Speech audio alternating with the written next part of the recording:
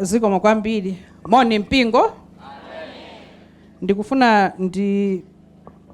recognize the presence of the Malawi Union Conference President, Pastor Nyirenda, komanso abusa atu ACMC, alendo atu Pastor Singo from Tanzania. Welcome to Malawi. Ndiperekeso ulemu kwa alendo atu Dr. Mpinganjira, komanso mai, komanso achimwene atu Ernest Kaonga ulemu anu mwatiyimirira mukugona pompano. Amayi ndi abambo. Nyimbo number 5 ndisananene chimene anditumira president. Imandisangalatsa kwambiri. Ndabwera mochedwa chifukwa chokuti ndimaona ngati nanenso lero ndi jomba.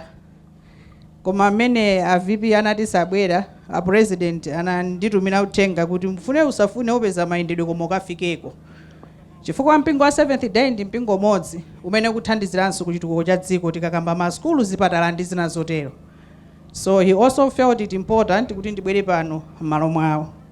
Ndapezerera ulaliki, ndapeza kumapeto ayimba nyimbo number 5. Nyimbo number 5 imandisangalatsa kwambiri. In his preaching, Pastor Singo said kuti ena amaitanira kuti amene akumva mumtimamo ineyo nabatizidwa mu 7th day ndili ku secondary school kale. But then intakula pa nsonkhano like this one, nyimbo imene ikuimbidwa, I felt it within me kuti ndikuyenera kuti ndikabatizidwenso nthawi imeneyo. So nyimbo imandisangalatsa kwambiri, imandisuntha moyo, inandibweretsanso kukhala mkhristu wa 7th day Adventist.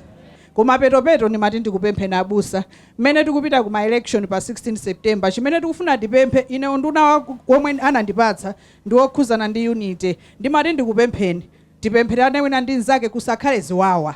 Tikupemphera pano chifukwa tili pa mtendere. Koma tikayambitsa nkhondo chifukwa cha zipani zosiyana zimene timapanga, ndiye kuti tikulakwitsa chifukwa mwina mwayopemphera ngati umene mayiko ena akusowa, ifenso titha kusowa ngati titapanda kusamala.